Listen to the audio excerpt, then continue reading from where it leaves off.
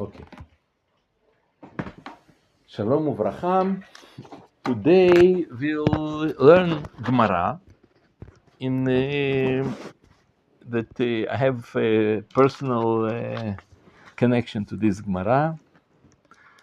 It's in Tractat Beitza, an egg. This is the name of. Maybe move this there. I have to thank you. Masechet Beitza. This it's that called an egg. This is the name of Masechet. And it says that ביצה שנולדה ביום טוב בית שמאי אומרים תאכל, בית הלל אומרים לא תאכל. משנה גמרא אומרת, במה עסקינן? אילמה בתרנגולת העומדת לאכילה, מה איתה? מאי בבית הלל? אוכלה דאפרת הוא, אלא בתרנגולת העומדת לגדל ביצים, מה טעמהו דבית שמאי? מוקצה היא. ומהי קושיה? דילמה בית שמאי לית להו מוקצה, כסל כדעתך. אפילו מאן דשארי מוקצה בנולד, אסור, מה טעמהו דבית שמאי? What they talking about? An egg that was born on Yom Tov, like a holiday, like Pesach, Shavuot. In this day, Beitza became. It's like is it possible to eat this egg that was born on holiday? Beit Shammai says, yes, you can eat.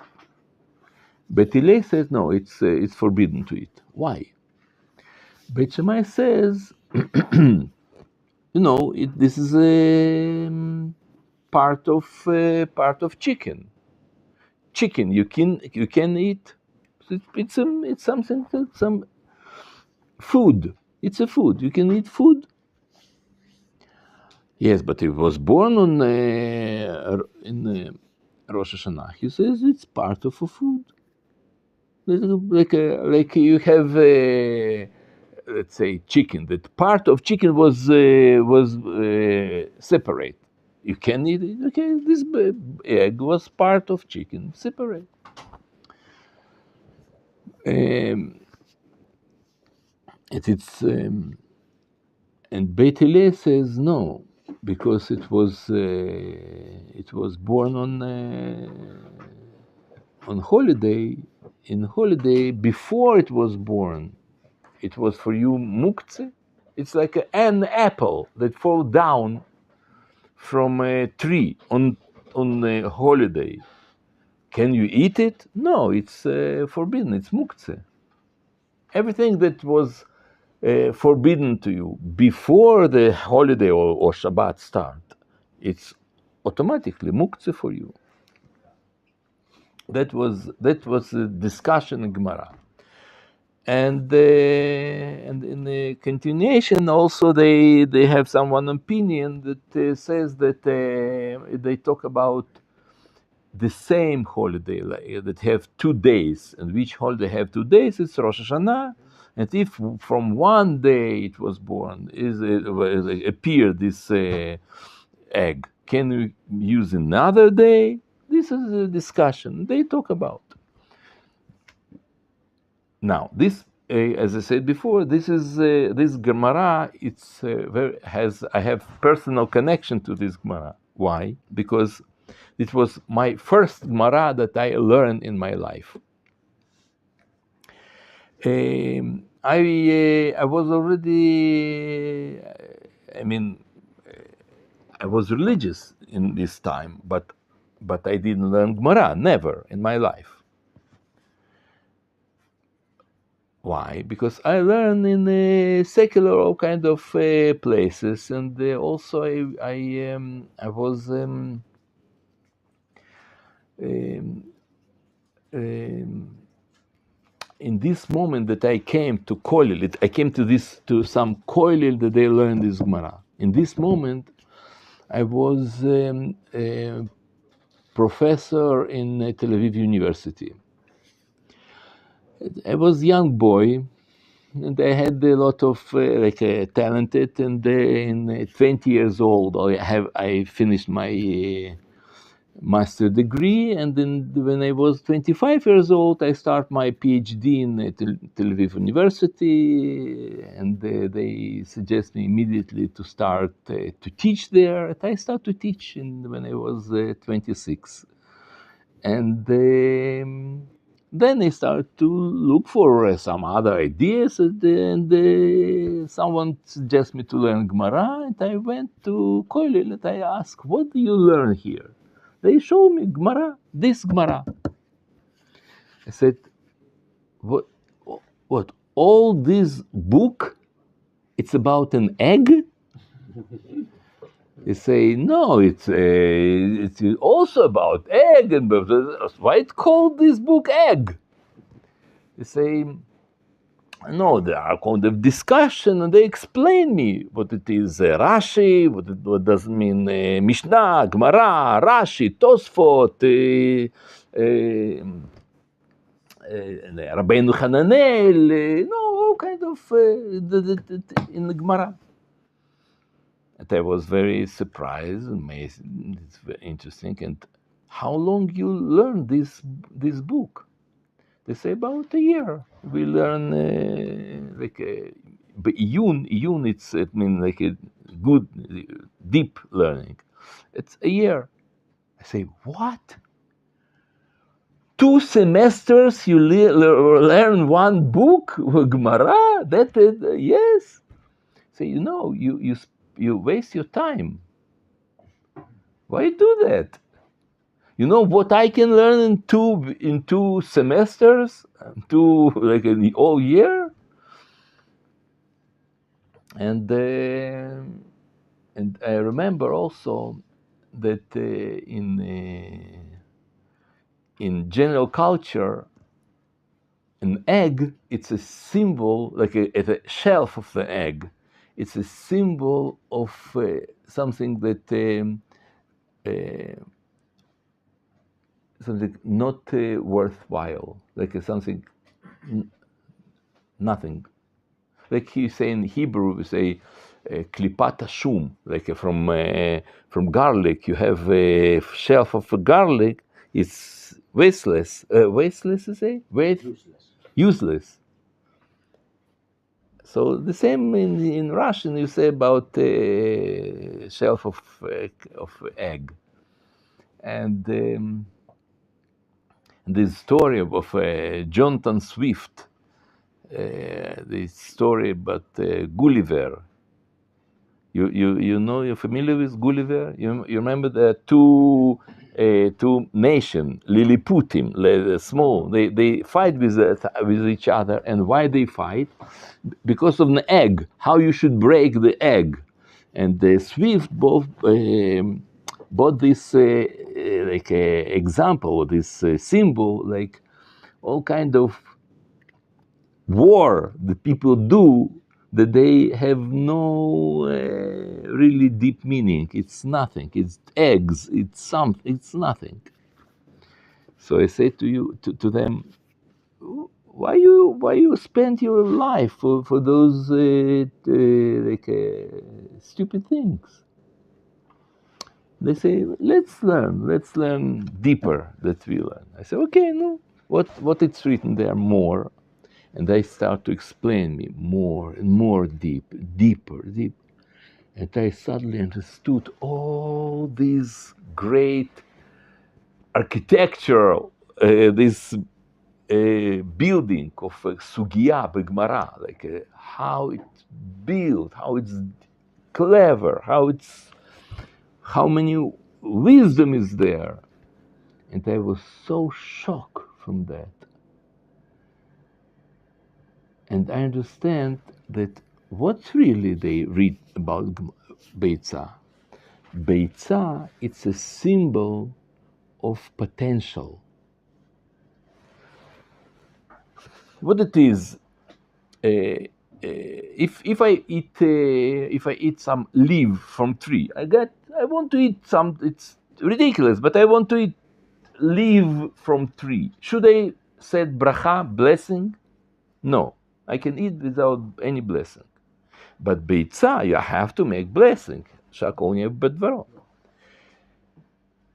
So it's not like a leaf. It's not nothing. It's something. From one hand. From another hand, you can eat beitzah with milk, but it's come from bird, from chicken. It's forbidden to eat with milk. So how I can eat beitzah with milk? So what it is beitzah? Beitzah, it's some some potential, some middle stage. It's something that from it's already not nothing. It didn't come yet. It's some in middle. And okay, so what real meaning of this middle? The meaning is that it's written that was this Beitzah was born in Yom Tov. What's kind of Yom Tov? Explain one of the ideas. It was in Rosh Hashanah. So, who was born in Rosh Hashanah? A man. Beitzah, it's a symbol of a man. Adam was born in Rosh Hashanah.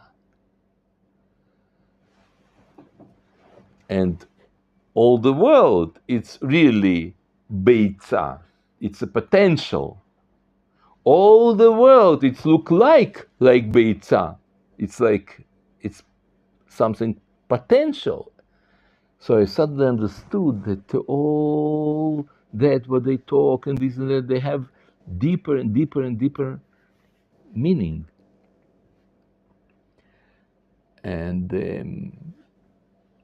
And I was very impressed, and I told them, I want to show you. I explained them that there is in art this kind of idea that like in modern art, that when you think or relate to some piece, art piece, how is it named? Art piece? Masterpiece, yeah. When you see really masterpiece, it's have to put you in position that you are like in dialogue with this masterpiece, with an art, because really regular art that we got used to from Renaissance and Classicism and modern art, and it's even in Impressionism, it's always there is some picture that you see this picture, say, okay, it's nice, but it's just picture. You just look and that's it. But in abstract art, in modern art, the artist, he causes you to be with him in dialogue. It's like a force you to think, oh, it's nothing, it's just stupid things, it's just nothing. Or you have to understand what he means when he show you this picture. Why he show you that? What's his meaning? You think you can say it's nothing. It's but maybe you can understand that it says to you something, and try to understand what. And when you understand what he says to you, now you are in a position of dialogue with an artist that died already 100 years ago, but you are in connection with him. You try to understand him. You are angry on him. You You are happy from what he says. You are all kind of emotions there in modern art, and they make one of like a stream in modern art. It's my favorite stream. It calls ready-made. Ready-made. It's all kind of the artist take already like something that exists in reality, and he presented to you in an exhibition or a museum, and when you concentrate to what he present to you, you suddenly start to understand. Wow, it says to you something. I want to show you few pictures that you understand what I mean. One of those pictures, it called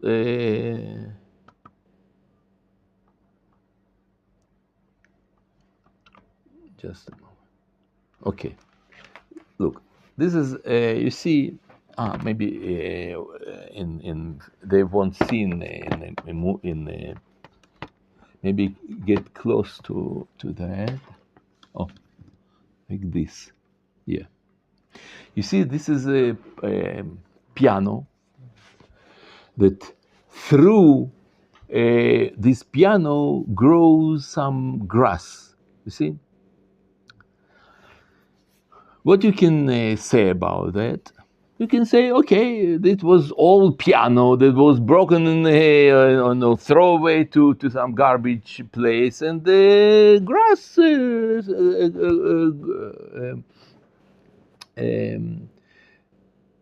grow through that. That one is your explanation. Another explanation, you can understand that this some idea stand behind it. Maybe what's an idea? Maybe this is he want to say, the artist, what he want to say by this picture. He want to say that there is that maybe it's like there is a song of grass, song of plant. In Hebrew, there is expression, Shirata Asabim. It's by Rabbi Nachman Bresov, he says, that each grass that grow, it's like I sing some song to Hashem. Shirata Asabim. Maybe there is idea that that this pianist, the guy to play it on this piano, he's maybe he died, and this is his grave. In this way, maybe he was he smoked a lot of grass and he started to play this music. There is all kind of explanation that you can say about this thing.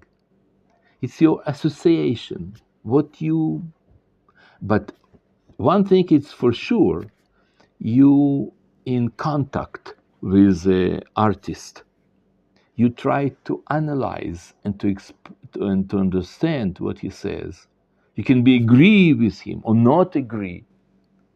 With portrait of some classical pictures, you cannot be agree or not agree. You cannot be angry on this on Mona Lisa. You just look and say, "Wow, nice! Wow!" And that's it. You are not in dialogue, and here you're in dialogue. I can be in dialogue. Also, and that was like a first step of that. Second step of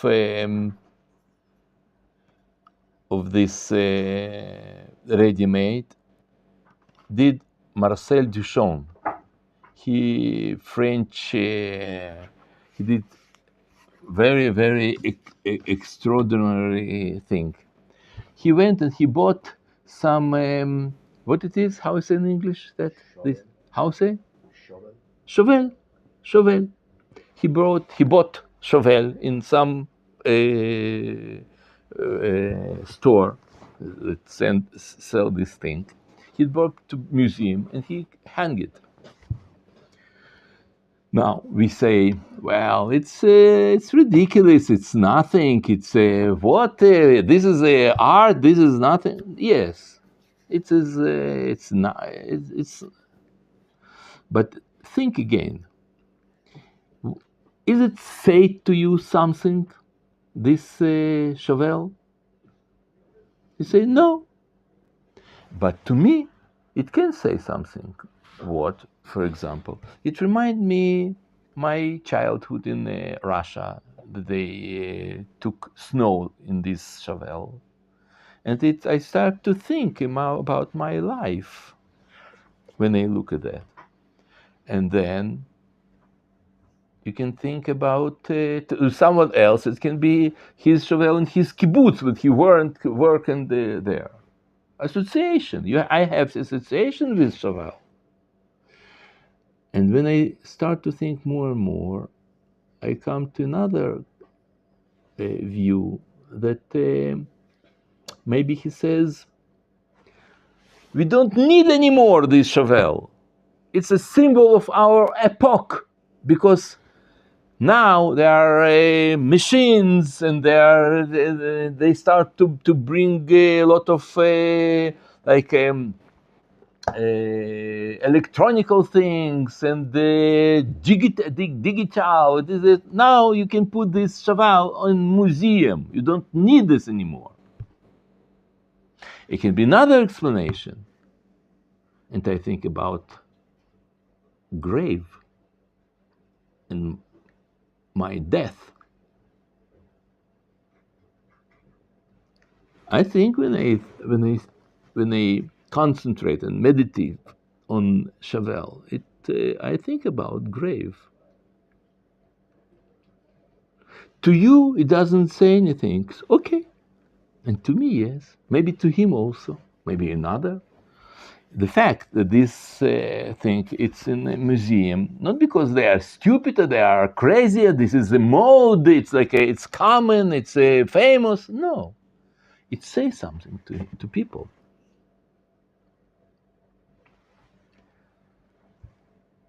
And just a moment.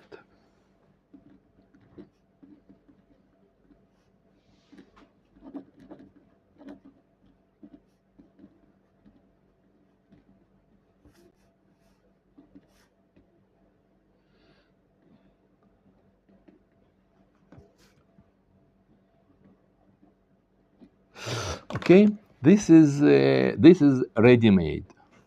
Now,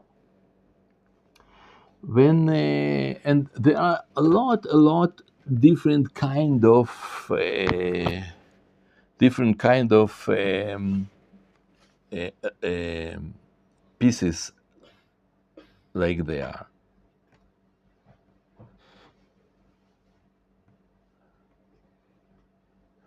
This also, you see, it's a lamp that fall down from a ceiling and now it's broken.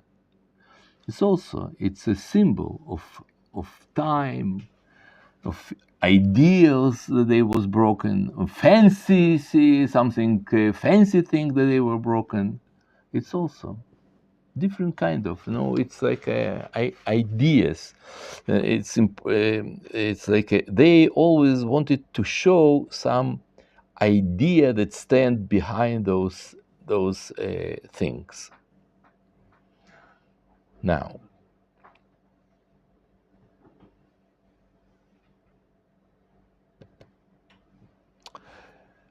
it wasn't some artist that his name René Magritte. He draw the pipe, and he said, and he wrote in down like behind, not behind, below this.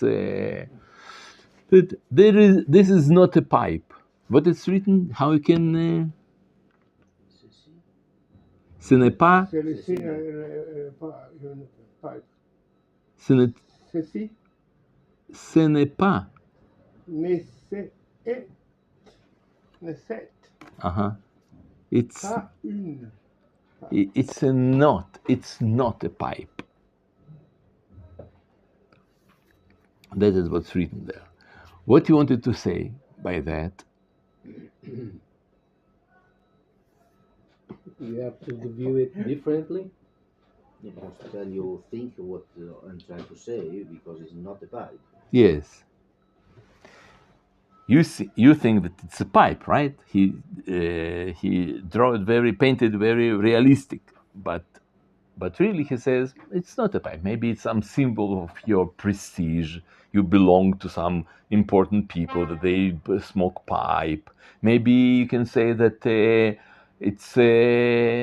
But I think the great idea here, what he wrote there, he says, this is the picture. It's not pipe. And that is everything in our life.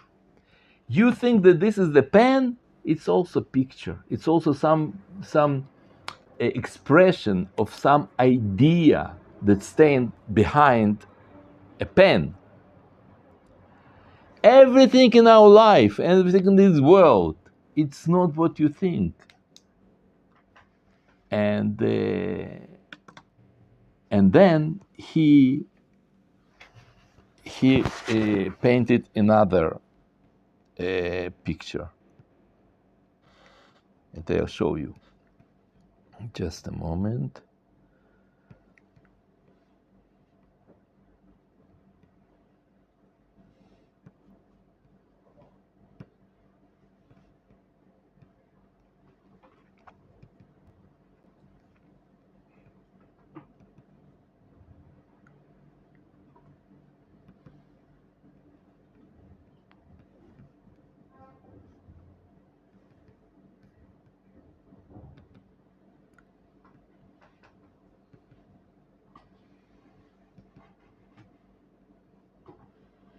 And he painted this picture. It's the same picture that he said this is not an egg.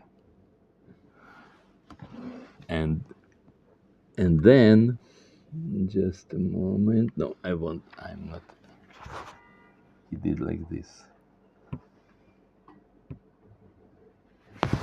This, as he told you before, a man, he is an egg. A man, he really potential, and that's what he is really. It reminds me the painting of the man with the apple and the hair. Yes. It's the same artist, and then he did something even much more interesting.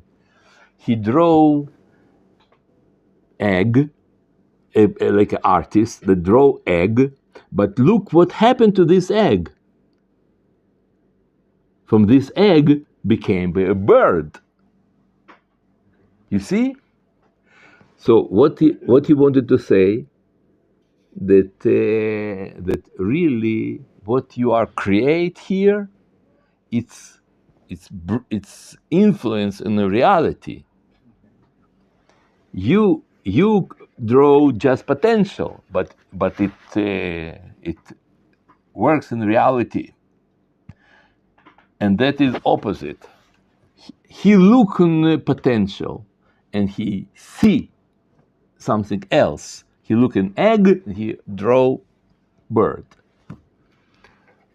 And in the end, he did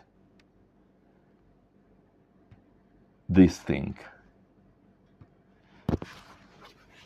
He put this egg to, how say it? To cage. Usually we put bird in cage, but he says that we do. Get used to put bird in cage, but here suddenly he put egg. He says, "Isn't ridiculous for you?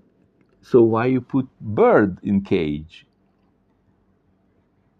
It may be also ridiculous, or maybe your potential now in prison. Maybe you yourself, you're a cage, and in this cage, your soul. It's different ways how you can look on reality, on art, on what happened to us. And then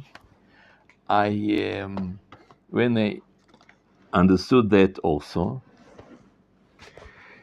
I understood that everything, as you said before, everything, if you look deep in this thing, you can find some ideas that stand behind this idea.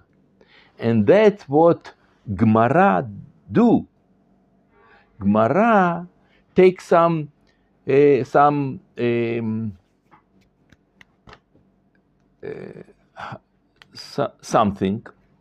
take something like a shoe, or maybe some coin, or anything, and start to imitate on this thing, like an egg, and you suddenly understand that there is something much deeper and than when you perceived before what thing that is. When you look on your around and your world that you live there, you understand that this world, all this world, is full this kind of deep meanings. And that's why in Hebrew, when you say think something, think in Hebrew, it's a speech. We translate from think, it's a speech, dibur, davar. And each object in Hebrew, you call it, if you translate, it will come some wheel, chefetz. An object, it's a chefetz. Chefetz, it's a wheel. Wheel. No wheel, but I will to do something. Willingness. Willingness, you say? Or willness? Willingness.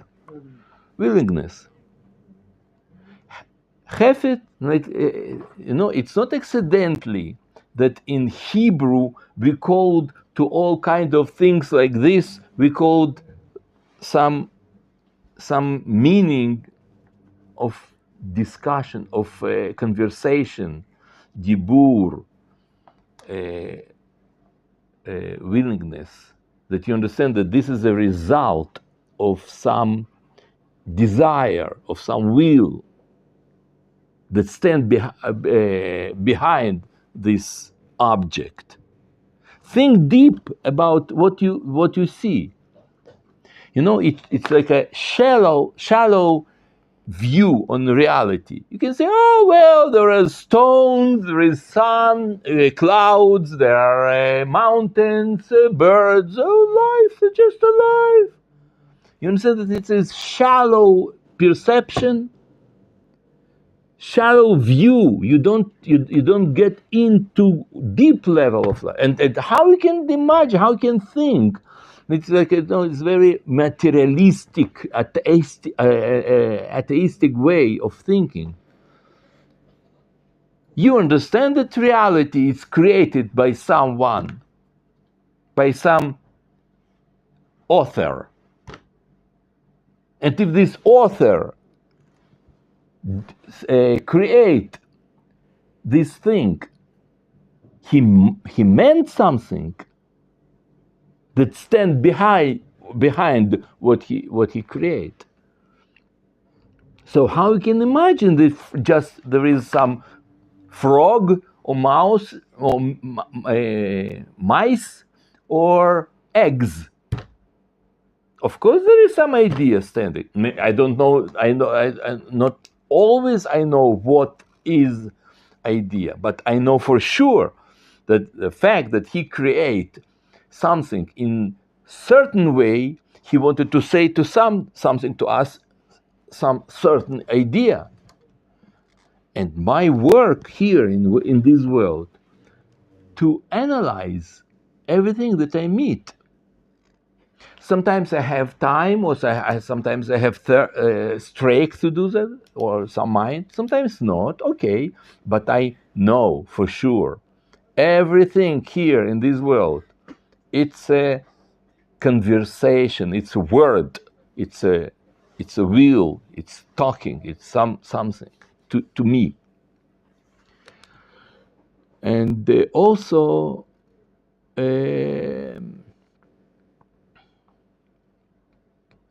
When we see in Judaism, everything is full of such a things like for example, סליחה.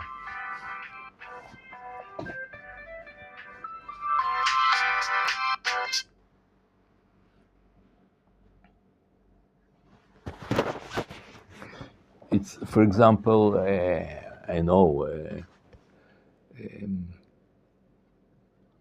shofar. Shofar. It's some idea that Hashem tells us through shofar. What it says, shofar, it's you start from animal, an isle, and in Hebrew, in this word animal, or like a predator, not animal, predator, or maybe animal, I don't know. Chaya, it's how it's said in English. Chaya, animal, not Beast. predator. No, beast. Okay. Chaya is a beast. Beast. Yeah. The same word in Hebrew you mention, you say you relate to an angel.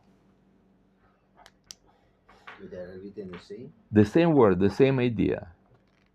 Ofanim v'chayot hakodesh. You remember this expression? Ofanim v'chayot hakodesh. Chaya achat be'emtza rakia. Chaya, it's the highest level of angel. There are different there are 7 levels of angels. There are malachim, srafim, ofanim, and the 7th, the highest level, it's a chaya. So you are, through shofar, you are go a long journey from an animal to an angel. This is a shofar. This is the idea of shofar. And you have a lot of things like this. You remember probably the famous story that Rabbi Akiva, when he never learned Torah until 40 years old. And when he was 30 years old, he decided to learn. But he said, I have no chance. All people around me, they know they are scholars already. In 40 years, they can reach a lot of level. But I just start today, learn. I have no chance. I wouldn't do that. And suddenly, he saw a stone. That in this stone, in middle of this stone, it was a hole. Whereas, who did this hole in the stone? He saw that some water dropped to this stone, ting, ting, and water did this hole. And he saw, wow, this is for me sign from Hashem, that if water could make a hole in stone, Torah that look like a water will make hole in myself, will make in my shelf. It will brought my shelf, and will come to my soul, and I will be righteous, and I will be Talmid Chacham. And he start to learn Torah, and so this stone with hole in middle. This is the symbol of tshuva, of repentance. And those kind of examples in Gemara, it's full examples. What does it mean, etrog?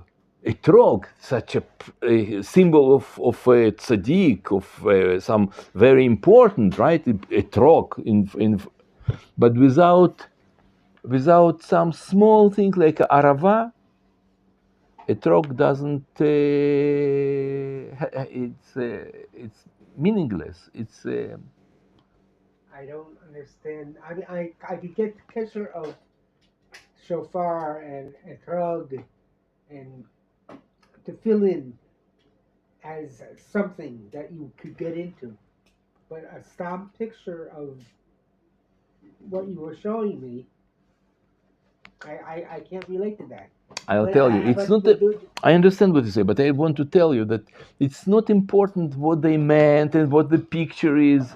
The main thing is all objects in the world, everything that exists in the world, is it meaningless? We believe that this is it's a speech. It's sentences. It's some ideas that they are concentrate and to special to this object, to this thing.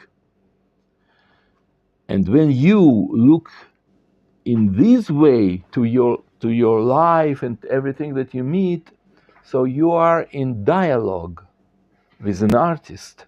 And who this artist? Hashem. There is two persons here in yeshiva that when I look at them, I don't see them. I see the object that threats the circumstance that I look. So he is not he. He is an impression that he transmits the one subject that's not related to me. Yes. Yeah, you're right. But it's just two people? Everybody is like this. Two people, but it's special two people. Uh-huh. I go there, Mm-hmm. he give me, not himself, but something that express